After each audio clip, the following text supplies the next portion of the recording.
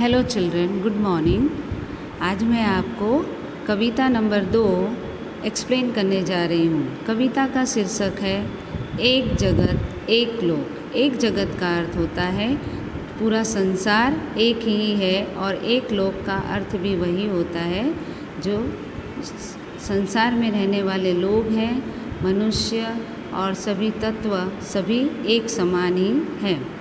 बच्चों, इस कविता में कवि ने हमें यह समझाया है कि ईश्वर ने जो भी हमें रचना की है वह सबके लिए समान अधिकार में है। उसी तरह हर इंसान भी एक समान ही है, इसमें कोई छोटा बड़ा या गरीब अमीर नहीं है। प्रकृति के तत्व हम सबके लिए हैं, हम सबकी समानता से रहना है, बिना भेदभाव के सभी के साथ प्रेम से रहना है। आज मनुष्य की सोच अपनी दुनिया तक सीमित हो रही है, अर्थात कि हर एक मनुष्य के अंदर अपना ज़्यादा भाव उत्पन्न हो रहा है कि यह हमारा है, यह तुम्हारा है।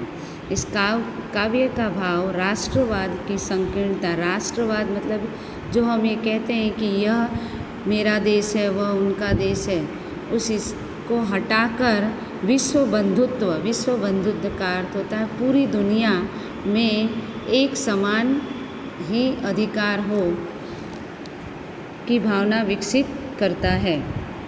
बच्चों, पहले मैं इस कविता को आपके सामने गाकर बताऊंगी, फिर एक एक पंक्ति को एक्सप्लेन करूंगी। एक जगत एक लोक सबका है एक मान, एक जगत एक लोक सबका है एक मान। एक चंद्र एक सूर्य एक भूमि आसमान, एक चंद्र एक सूर्य एक भूमि आसमान। एक चंद्र एक सूर्य एक भूमि आसमान।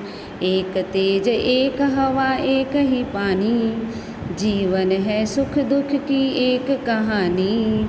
एक ध्येय एक रक्त एक देह एक रक्त, एक ध्येय एक रक्त एक अस्त्र एक प्राण। एक जगत एक लोक सबका है एक मान।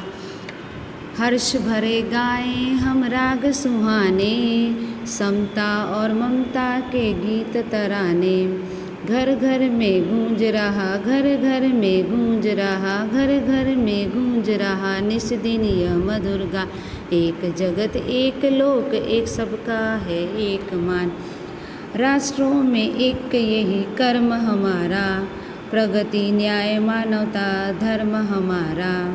झिलमिल के लहराए झिलमिल के लहराए, हिलमिल के लहराए विश्व शांति का निशान। एक जगत एक लोक सबका है एक मान।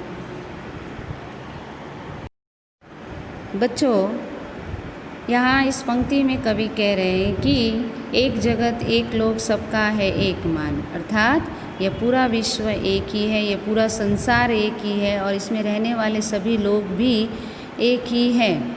जिस तरह से इस प्रकृति के तत्व जैसे चंद्रमा, सूर्य, धरती, आसमान सभी एक ही हैं।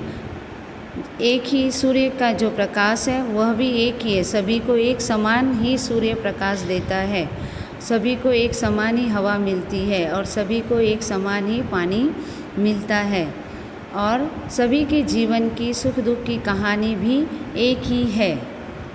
एक ध्येय, देह का अर्थ होता है कि यह शरीर, ईश्वर ने सभी के शरीर की रचना भी एक ही प्रकार की है, सभी की एक रक्त, अर्थात सभी में बहने वाला जो खून है वह भी एक ही रंग का होता है, लाल रंग का।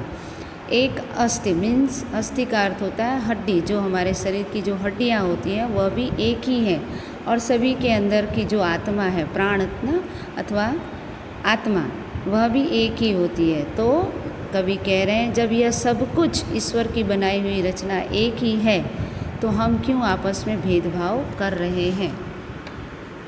हर्ष भरे गाएं हम राग सुहाने, समता और ममता के गीत तराने, अर्थात हम सभी को एक साथ मिलकर खुशियों के गीत गाने चाहिए।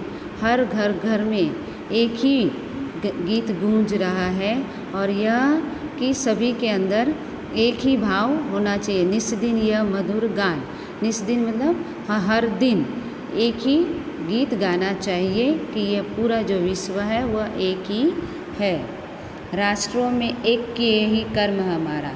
राष्ट्रों में मतलब ये पूरे जो हमारे विश्व के अंदर जो राष्ट्र है अर्थात कंट्री, देश जो है वह सब एक ही है और उसमें उनके में रहने वाले सभी मनुष्य का कर्म भी एक है। सभी को राष्ट्रभक्त होना चाहिए।